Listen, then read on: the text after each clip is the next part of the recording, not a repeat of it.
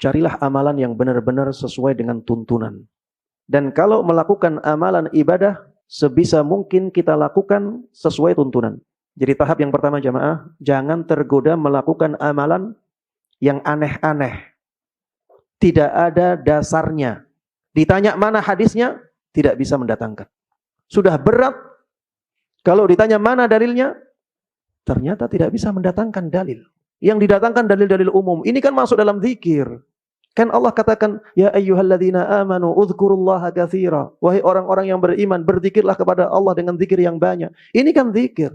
Jadi tidak ada masalah kita baca ya Latif sampai 60.000, sampai 100.000. Jamaah, kita zikir itu beribadah.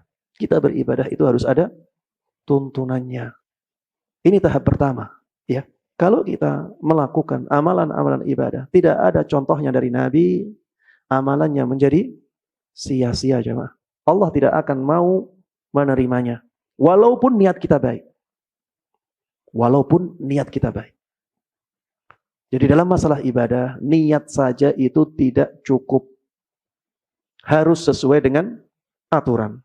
Kalau kita bekerja di kantor jemaah, atau bekerja di perusahaan, kita sebagai pegawai misal, apakah kita bisa mengabaikan peraturan yang penting perusahaannya untung? Bisa kita seperti itu? Tidak bisa. Kita harus melakukan dua-duanya. Kita harus melakukan sesuatu yang sesuai dengan aturan, dan kita harus berusaha menjadikan perusahaan itu berkembang dan mendapatkan keuntungan. Sebagai pegawai negeri juga demikian.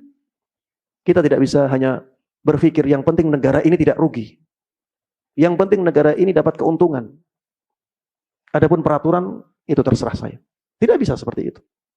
Kalau dalam masalah duniawi saja seperti ini, apalagi dalam masalah ukhrawi, dalam masalah akhirat, di samping kita harus ikhlas hanya untuk mendapatkan pahala dari Allah, kita juga harus sesuai aturan, sesuai dengan tuntunan.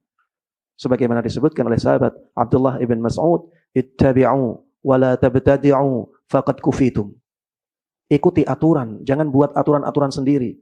Kalian itu sudah dicukupi. Aturan beribadah sudah lengkap, tinggal kita jalankan.